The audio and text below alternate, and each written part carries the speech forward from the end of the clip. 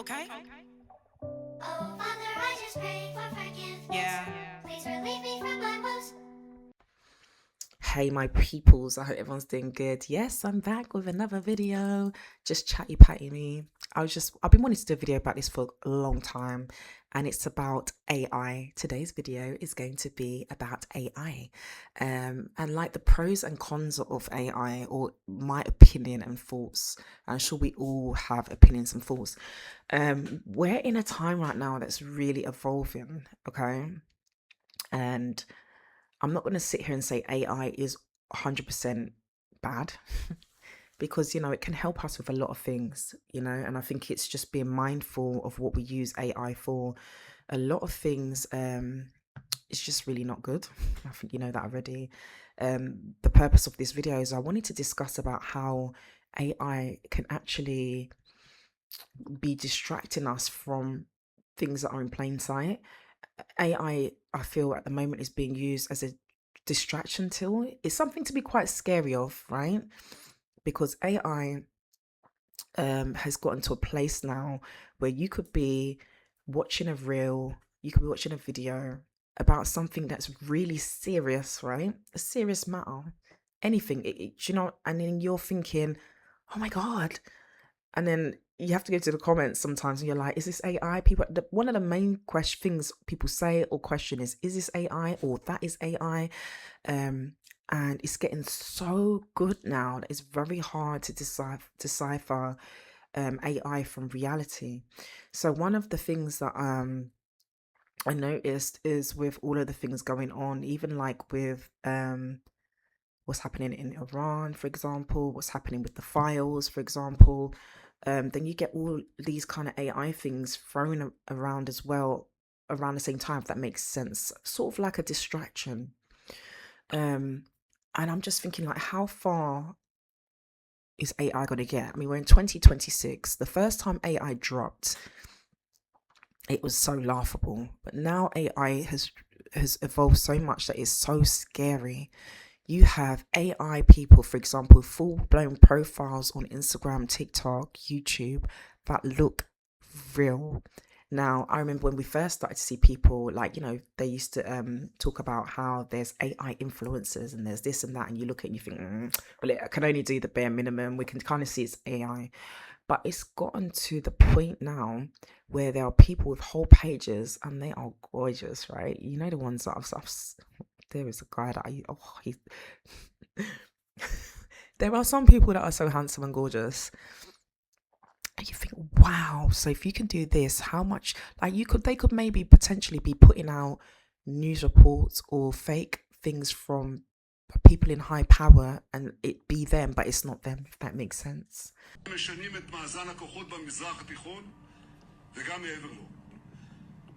Look at that. Tell me why he's got 6 fingers.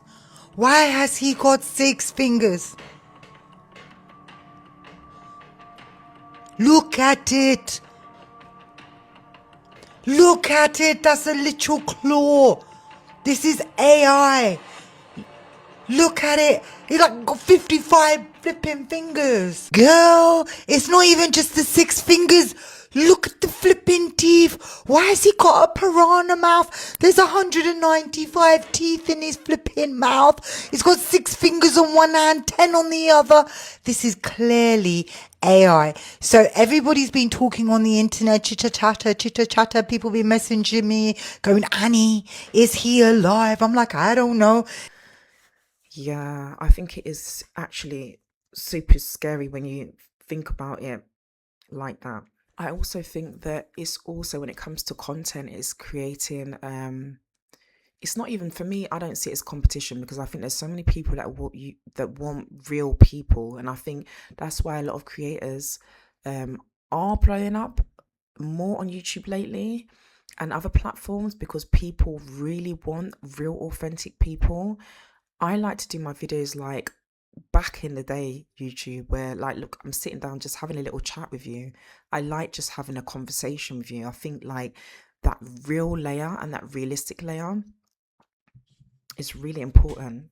And I think, when you talk about AI, you can even bring Chat GPT into it. I think I know there's some people that hate ChatGPT, but I think ChatGPT is very good for helping you. You know, you might be wanting to write legal documents, you might be wanting to have an idea for a concept for a video, or what could I put as a catchy tag, or that kind of thing. I think it's really good for things like that. I've been using it to help me perfect my languages. So I like to, Moroccan Darija is very difficult. There's now a few more apps to help you learn the dialect, but it was very difficult when I started trying to learn. Okay, so for me to be able to get more phrases and have a conversational piece, ChatGPT actually came in handy for things like that. I think it is handy for certain things, but I think ChatGPT has also made people become lazy. You think the brain is not really thinking for people that really want to rely heavily on ChatGPT.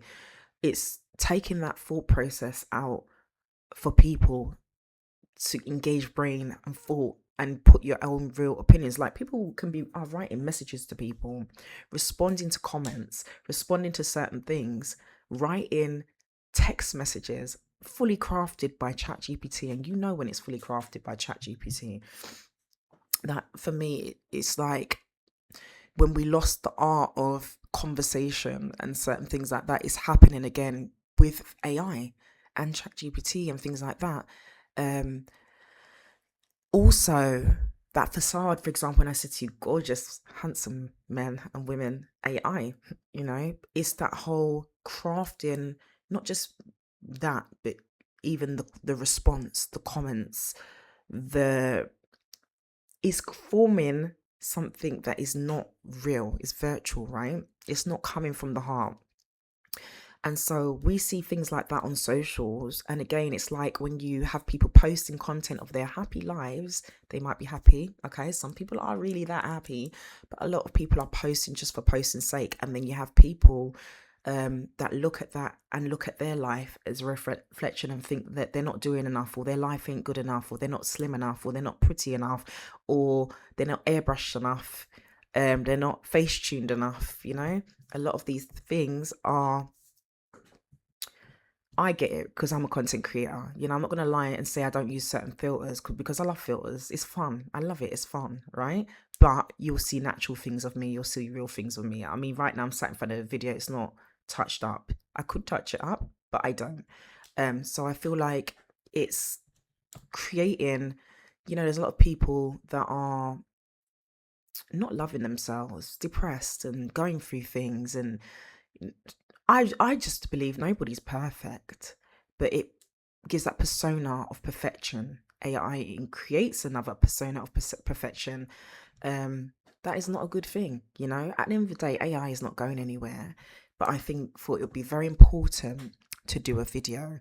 And you know, I didn't really realize how much so many other people. I only learned the term AI slop a few months ago at an event, and people were talking about their content and, you know, certain things, and someone just kind of said, oh, you know, people hate AI slop. And then I've gone on to Reddit and I've been in comments in, like, you know, going through feeds and then seeing people, oh, that's AI slop. So I didn't, like, there's a real uproar for it, but it's not going anywhere. I think the purpose of the video is just to not that you're not already, just being mindful that along with a lot of distractions that go on with things that are actually going on in the world, AI is being used as a tool to distract the masses, I believe.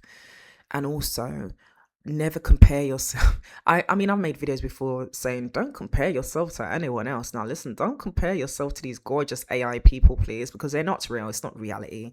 Don't compare yourself to AI airbrushing and AI filters. You know, we have to see the fun side in things, but you need to be logical, because right now things are going to evolve at a faster pace. First it's AI, but believe you me, there's going to be something even more advanced than that. If either AI is going to advance so much, you're not going to be able to tell a human from AI, or it's going to evolve and we're going to have something else. You know, another one that I didn't really like too much was Grok as well.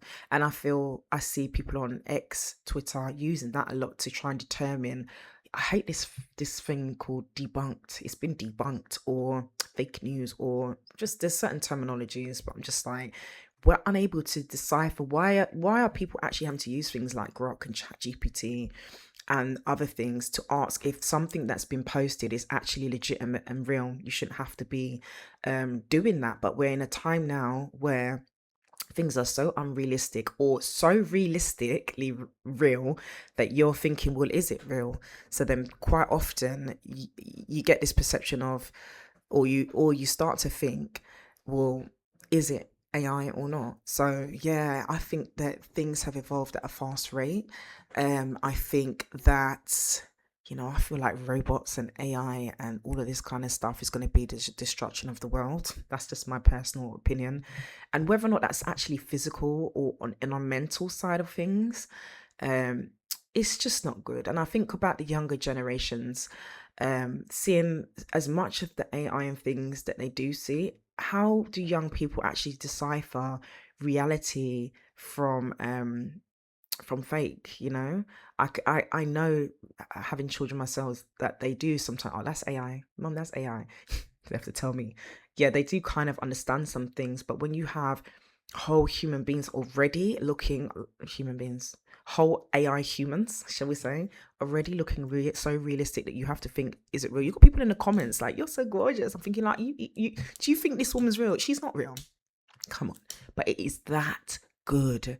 It's scary. So yeah, I had to come back and actually add to my AI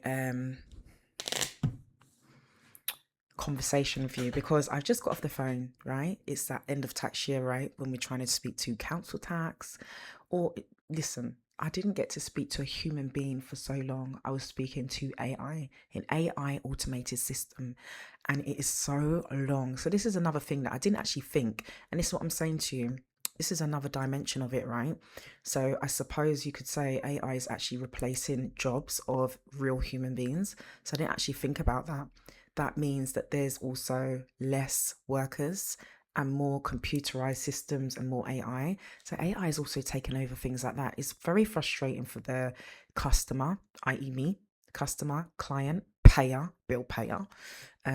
Because sometimes you just really want to get through to someone to speak to a human being. I always try and bypass it, right? Always try and bypass it. I want to speak to a real human being.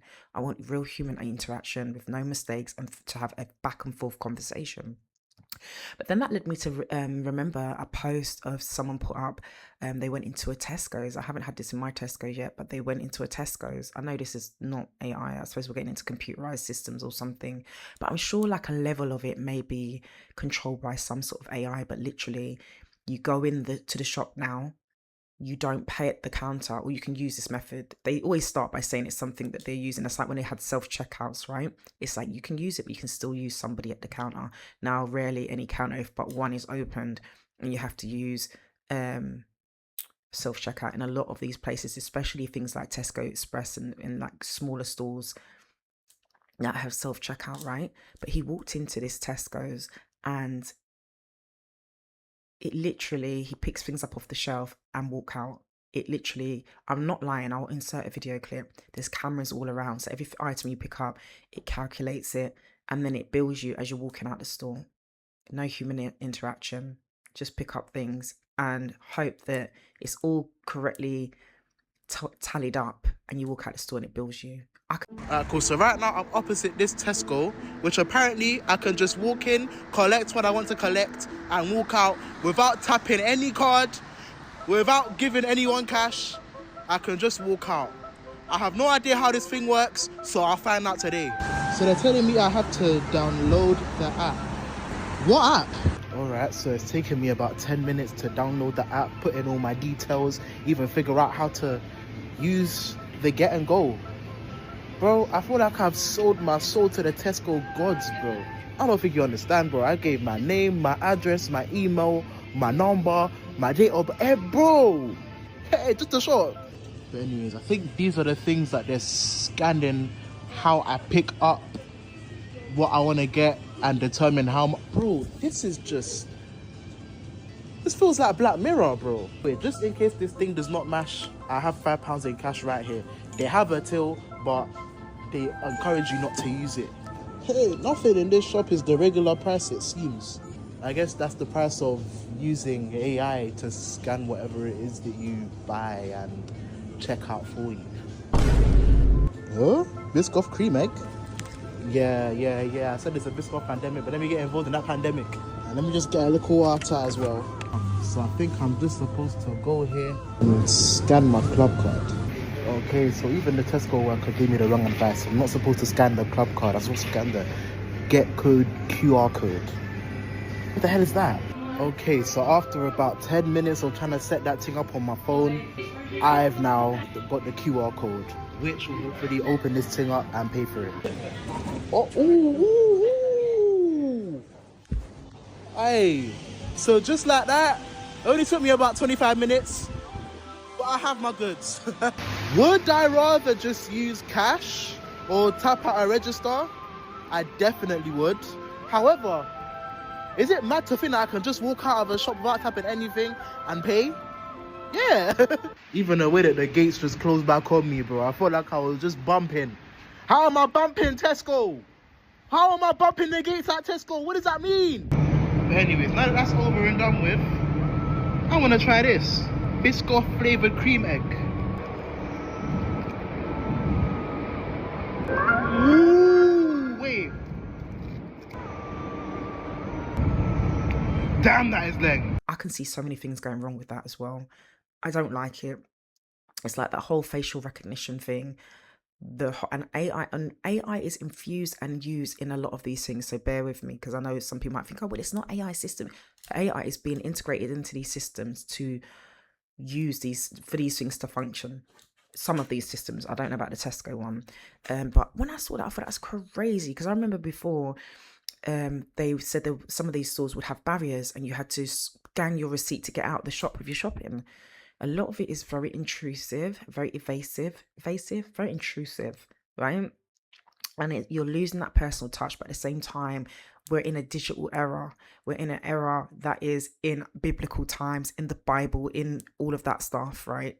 That I've grown up knowing about all this stuff years ago from a child, what would be happening. We called it the mark of the beast and the change of times, right? The end days. And it's just evolving at such a pace.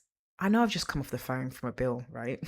But I just feel it makes me feel a certain way. So I just want to talk to someone, especially when you're calling someone, right? You're calling, I don't know, phone company or anything. Something's not working. Something technical is not working, or something is wrong. You just want to talk to someone. Sometimes you're in that erratic state of mind.